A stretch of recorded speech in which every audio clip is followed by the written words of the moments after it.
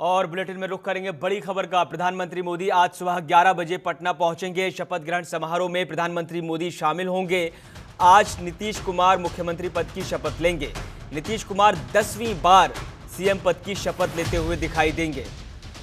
तो प्रधानमंत्री मोदी को आमंत्रित किया गया है। एक बड़ा भव्य कार्यक्रम पटना के गांधी मैदान में रखा गया है। तैयारियां कर ली गई हैं, सुरक्षा के पुख्ता इंतजाम किए गए हैं, क्योंकि खुद प्रधानमंत्री मोदी को आमंत्रित किया गया है। अलावा इसके जो एनडीए शासित राज्य हैं वहां के बड़े चेहरे, मुख्यमंत्री हों या बड़े नेता हों, उनको भी आमंत्रित किया गया है। तो प्रदेश के भीतर से एक बड़ा शक्ति प्रदर्शन दिखाने की कोशिश एनडीए की तरफ से रहने वाली है और ये समूचे भारत के लिए होगा, क्योंकि इसका मोमेंटम का फायदा बीजेपी शायद लेना चाहे कि पश्चिम बंगाल और आगामी उत्तर प्रदेश के चुनाव में उनको मौका मिले। जो बिहार में उन्होंने करके दिखाया वही वो बाकी राज्यों में करके दिखाएं, तो एक मनोवैज्ञानिक संदेश देने की भी कोशिश रहेगी। अलावा इसके एनडीए खेमे की तरफ से ये भी बताने की कोशिश होगी इस कार्यक्रम में कि जो निष्पक्षता पर सवाल उठ रहे थे, जो मतदान में निर्णय आया है बिहार की जनता का, वो वैध है और उसी वैधता को दिखाने के लिए ये एक बड़ा भव्य कार्यक्रम आज सुबह रखा गया है। 11 बजे प्रधानमंत्री मोदी पहुंचेंगे और बड़े कार्यक्रम में सीएम नीतीश कुमार को दोबारा से 10वीं बार मुख्यमंत्री पद की शपथ दिलाई जाएगी। अलावा इसके कई और मंत्रालय जो हैं मंत्रियों के नाम किए जाएंगे। तो कल ही उन्हें विधायक दल का नेता चुन लिया गया और एनडीए विधायक दल का, अलावा इसके सम्राट चौधरी को बीजेपी दल का नेता चुना गया और विजय सिन्हा को उपनेता चुना गया है।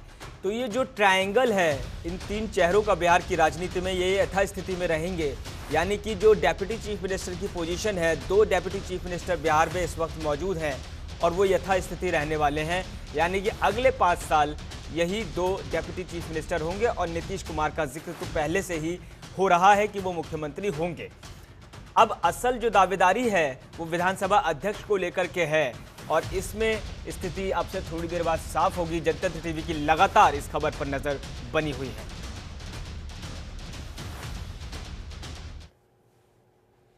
और बिहार की राजनीति में आज फिर इतिहास लिखा जाएगा और दिलचस्प बात यह है कि इतिहास कोई चेहरा नहीं लिख रहा, बल्कि वही पुरानी तिकड़ी, वही पुरानी कहानी और उसी कहानी के सबसे पुराने, सबसे अनुभवी किरदार नीतीश कुमार। आज यानी गुरुवार सुबह 11:30 बजे पटना के गांधी मैदान में नीतीश कुमार 10वीं बार मुख्यमंत्री पद की शपथ लेने जा रहे हैं। समारोह में खुद प्रधानमंत्री नरेंद्र मोदी शिरकत करेंगे। जेडीयू और बीजेपी दोनों ने अपने विधायक दल की बैठकें की हैं, नेतृत्व चुना है और इस तरह बिहार की सत्ता पर एनडीए की तिकड़ी एक बार फिर तय हो गई है।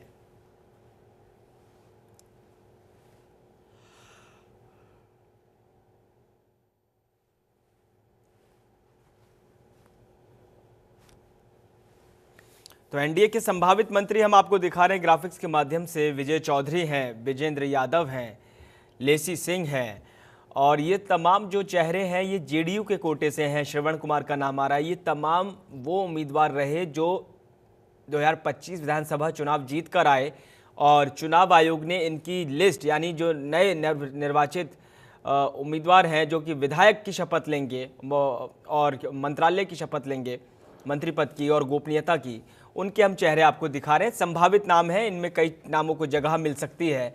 मदन सहनी का नाम है जेडीयू की तरफ से और ख़ास बात यह है कि बीजेपी और जेडीयू का जो अंतर है वो 4 सीटों का है। तो लगभग बराबर की हिस्सेदारी और बराबर का जनादेश, ये एक बड़ा सवाल है कि बराबर की हिस्सेदारी बिहार की राजनीति में दोनों ही दलों ने दी है, तो बराबर की हिस्सेदारी भी मिलनी चाहिए।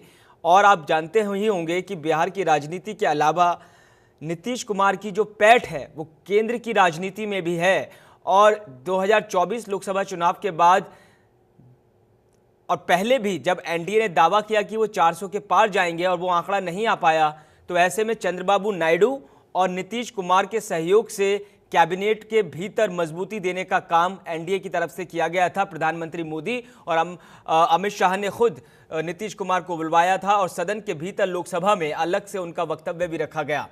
और केंद्र की राजनीति में उनकी भूमिका से ये समझ में आता है कि वो राष्ट्रीय स्तर की राजनीति को समझते हैं नीतीश कुमार और ऐसा पहली बार नहीं है। 1987 तक वो युवा जनता दल के सक्रिय सदस्य रहे और 87 तक मैं कहूँगा कि वो छात्र नेता के तौर पर रहे और बिहार इकाई के अध्यक्ष रहे। तो एक लंबा राजनीतिक करियर उनका रहा है। छात्र नेता से फिर वो नेता बने और नेता से जब सांसदों ने प्रोटेस्ट किया कर्पूरी ठाकुर के ज़माने में, उस समय में नीतीश कुमार की भूमिका आई। और जो मीसा एक्ट है, जो मीसा कानून के तहत इमरजेंसी के वक्त नीतीश कुमार को जेल भी जाना पड़ा।